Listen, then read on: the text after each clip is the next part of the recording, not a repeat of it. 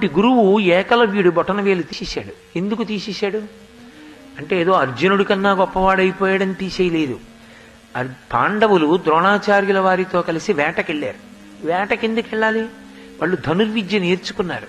ఒక పరిగెడుతున్నటువంటి మృగం మీద బాణం వెయ్యగలడా వెయ్యలేడా పరీక్షించడానికి తీసుకెళ్లాడు. అక్కడ వాళ్ళు వేట కుక్కల్ని తీసుకెళ్లారు. వేట కుక్క అంటే దానికి ఒక లక్షణం ఉంటుంది. ఎవరైనా చాలా విచిత్రంగా కనపడ్డారనుకోండి, అది మురుగుతుంది. ఇది చూడండి ఉంటుంది. అది అలా ఆ కుక్క చూసింది ఏకలవ్యుణ్ణి. ఏమిటి విచిత్రంగా ఉన్నాడు, ఆ ఈకలన్నీ తలకు కట్టుకున్నాడు, మొలకేమో జంతు చర్మం కట్టుకున్నాడు. దానికి విచిత్రంగా అనిపించి భౌ భౌ అని అరిచింది.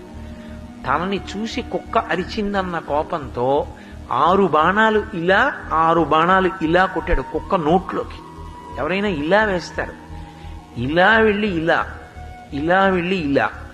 6 బాణాలు కుక్క నోట్లో కింద దవడకి, 6 బాణాలు పై దవడకి కొట్టాడు. కుక్క నోరు మళ్లీ మూసుకోకుండా, భవ్వన అరవకుండా కొట్టాడు. కుక్క వగరుస్తూ వచ్చింది. చూశాడు ద్రోణాచార్యులు వారు. అయోగ్యుడికి విలువిద్య దొరికింది ఎక్కడో.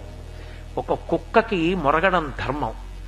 మొరగడం ధర్మమైనటువంటి కుక్క మురిగితే ఓర్చలేక 6 బాణాలు పైకి 6 బాణాలు కిందకి కొట్టాడు. సంస్కారం లేని చోటికి విద్య అబ్బింది.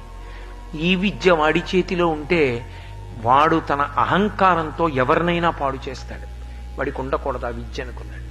వెతుక్కుంటూ వెళ్ళాడు. ఎక్కడిది ఈ విద్య అని అడిగాడు. మీ బొమ్మ పెట్టి నేర్చుకున్నానన్నాడు. నా బొమ్మ పెట్టి నేర్చుకున్నాడు కదా అని అనుమతించలేదు. నీ బొటన వేలిచ్చిమన్నాడు. ఎందుకని? ఖచ్చితంగా ఇతను తప్పు మార్గంలో వెడతాడని లెక్క కట్టాడు గురువు.